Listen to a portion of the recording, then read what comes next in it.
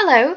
I just tried to read you chapter 5, and now it's uploading, and I didn't know what to do with myself, so I decided I'm also going to read chapter 6, which is a lot shorter. So, okay. It's called The Little House. Foolish Toodles was standing like a conqueror over Wendy's body when the other boys sprang, armed, from their trees. "You are too late," he cried proudly. "I have shot the Wendy. Peter will be so pleased with me." Overhead, Tinker Bell shouted, "Silly ass!" and darted into hiding. The others did not hear her.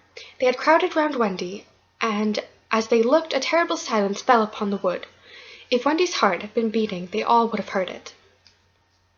Slightly was the first to speak. "This is no bird," he said in a scared voice. "I think it must be a lady." "A lady?" said Toodles, and fell a trembling. "And we have killed her," Nibs said hoarsely. They all whipped off their caps. "Now I see," Curly said. "Peter was bringing her to us." He threw himself sorrowfully to the ground. "A lady to take care of at last," said one of the twins, "and you have killed her." They were sorry for him, but sorrier for themselves, and when he took a step nearer them, they turned from him. Toodles's face was very white, but there was a dignity about him now that had never been there before. "I did it," he said, reflecting. "When ladies used to come to me in dreams, I said, 'Pretty mother, pretty mother,' but when at last she really came, I shot her." He moved slowly away. "Don't go," they called in pity. "I must," he answered, shaking. "I am so afraid of Peter." It was at this tragic moment that they heard a sound which made the heart of every one of them rise to his mouth. They heard Peter crow. "Peter!" they cried, for it was always thus that he signalled his return. "Hide her!" they whispered, and gathered hastily around Wendy, but Toodles stood aloof. Came again that ringing crow, and Peter dropped in front of them. "Greetings, boys!" he cried, and mechanically they saluted, and then again was silence. He frowned. "I am back," he said hotly. "Why do you not cheer?" They opened their mouths, but the cheers would not come. He overlooked it in his haste to tell of the glorious tidings. "Great news, boys!" he cried. "I have brought at last a mother for you all." Still no sound, except a little thud from Toodles as he dropped on his knees. "Have you not seen her?" said Peter, becoming troubled. "She flew this way." "Ah me," one voice said, and another said, "Oh, mournful day." Toodles rose. "Peter," he said quietly, "I will show her to you."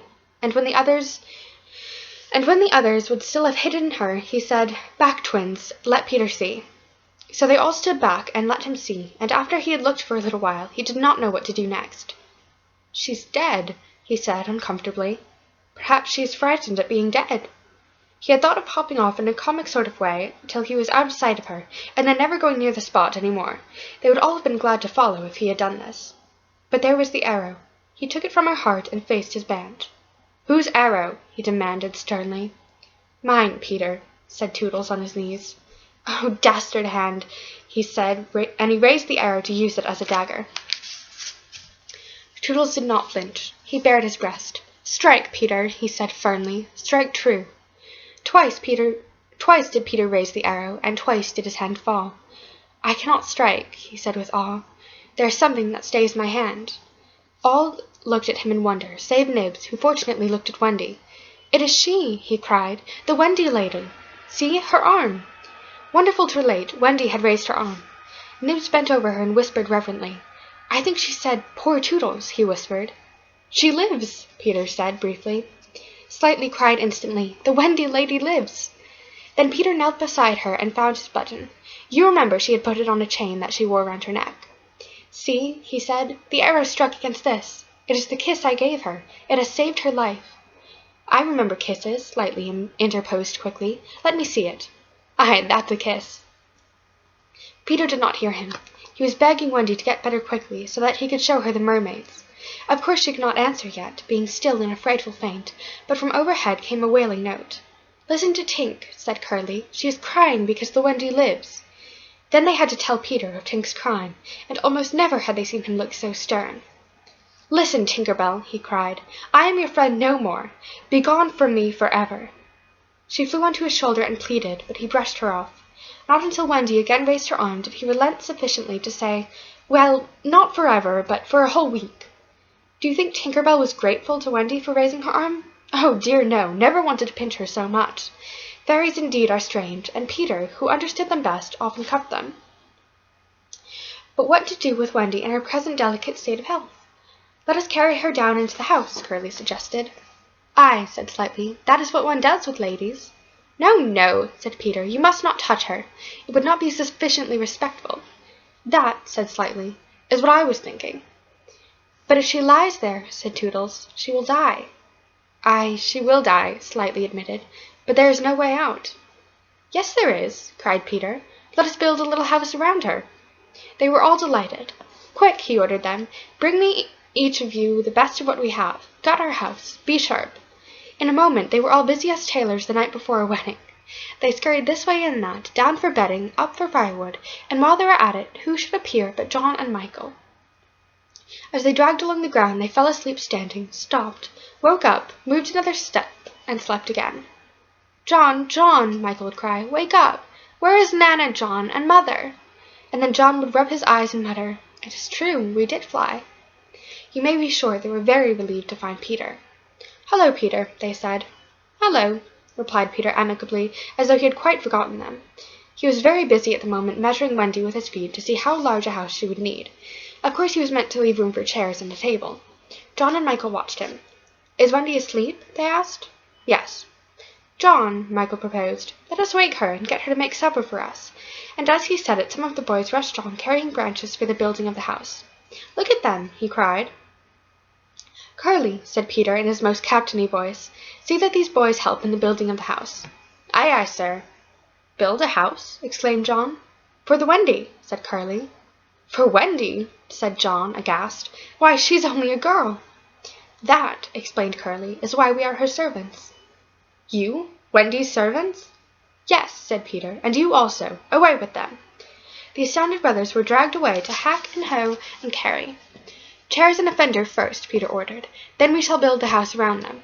"Aye," said Slightly, "that is how a house is built. It all comes back to me." Peter thought of everything. "Slightly," he cried, "fetch a doctor." "Aye, aye," said Slightly at once, and disappeared, scratching his head. But he knew Peter must be obeyed, and he returned in a moment, wearing John's hat and looking solemn. "Please, sir," said Peter, going to him, "are you a doctor?"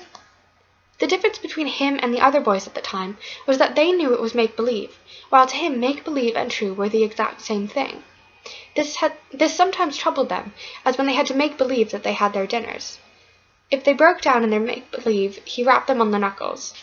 "Yes, my little man," anxiously replied Slightly, who had chapped knuckles. "Please, sir," Peter explained, "a lady lies very ill." She was lying at their feet, but Slightly had the sense not to see her. "Tut, tut, tut," he said. "Where does she lie?" "In yonder glade." "I would put a glass thing in her mouth," said Slightly, and he made believe to do it while Peter waited. It was an anxious moment when the glass thing was withdrawn. "How is she?" inquired Peter. "Tut, tut, tut," said Slightly. "This has cured her." "I am glad," Peter cried. "I will call again in the evening," Slightly said. "Give her beef tea out of a cup with a spout to it." But after he had returned the hat to John, he blew big breaths, which was his habit on escaping from a difficulty. In the meantime the wood had been alive with the sound of axes. Almost everything needed for a cozy dwelling already lay at Wendy's feet. "If only we knew," said one, "the kind of house she likes best." "Peter!" shouted another. "She is moving in her sleep." "Oh, her mouth opens!" cried a third, looking respectfully into it. "Oh, lovely!" "Perhaps she is going to sing in her sleep," said Peter. "Wendy, sing the kind of house you would like to have." Immediately, without opening her eyes, Wendy began to sing. "I wish I had a pretty house, the littlest ever seen, with funny little red walls and a roof of mossy green." They gurgled with joy at this, for by the greatest good luck the branches they had brought were sticky with red sap, and all the ground was carpeted with moss. As they rattled up the little house, they broke into songs themselves. "We've built the little walls and roof, and made a lovely door. So tell us, Mother Wendy, what are you wanting more?" To this she answered rather greedily, "Oh, really, I think next I'll have gay windows all about, with roses peeping in, you know, and babies peeping out." With a blow of their fists they made windows, and large yellow leaves were the blinds. "But roses?" "Roses!" cried Peter sternly. Quickly they made believe to grow the loveliest roses up the walls. "Babies?" To prevent Peter ordering babies, they hurried into song again. "We've made the roses peeping out, the babes are at the door. We cannot make ourselves, you know, 'cause we've been made before." Peter, seeing this to be a good idea, at once pretended that it was his own. The house was quite beautiful, and no doubt Wendy was very cozy within, though of course they could no longer see her. Peter strode up and down, ordering finishing touches. Nothing escaped his eagle eye. Just when it seemed absolutely finished, "There's no knocker on the door," he said. They were all very ashamed, but Toodles gave the sole of his shoe, and it made an excellent knocker.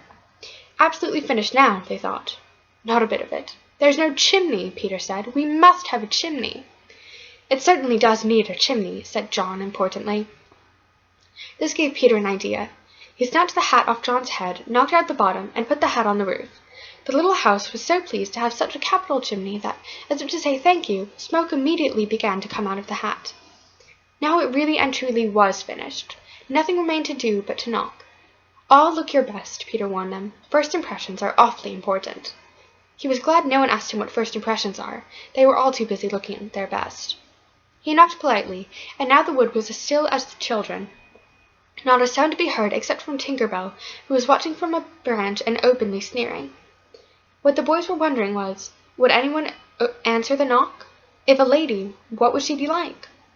The door opened, and a lady came out. It was Wendy. They all whipped off their hats. She looked properly surprised, and this was just how they had hoped she would look. "Where am I?" she said. Of course Slightly was the first to get his word in. "Wendy, lady," he said rapidly, "for you we built this house." "Oh, say you're pleased," cried Nibs. "Lovely, darling house," Wendy said, and they were the very words they had hoped she would say. "And we are your children," cried the twins. Then all went on their knees, holding out their arms, cried, "Oh, Wendy, lady, be our mother." "Ought I?" Wendy said, all shining. "Of course it's frightfully fascinating, but you see I am only a little girl. I have no real experience." "That doesn't matter," said Peter, as if he was the only person present who knew all about it, though he was really the one who knew the least. "What we need is just a nice motherly person." "Oh dear," Wendy cried. "You see, I feel that is exactly what I am." It is, they all cried. "We saw it at once." "Very well," she said. "I will do my best. Come inside at once, you naughty children. I am sure your feet are damp, and before I put you to bed I have just time to finish the story of Cinderella." In they went. I don't know how there was room for them, but you can squeeze very tight in the Neverland. And that was the first of many joyous evenings they had with Wendy. By and by she tucked them up in the great bed in the home under the trees, but she herself slept that night in the little house, and Peter kept watch outside with a drawn sword, for the pirates could be heard carousing away, and the wolves were on the prowl. The little house looked so cozy and safe in the darkness, with a bright light showing through its blinds, and the chimney smoking beautifully, and Peter standing on guard. After a time he fell asleep, and some unsteady fairies had to climb over him on their way home from an orgy. Any of the other boys obstructing the fairy path at the night would have mischieved, but they just tweaked Peter's nose and passed on. Yeah, I don't know how to end this video, so bye.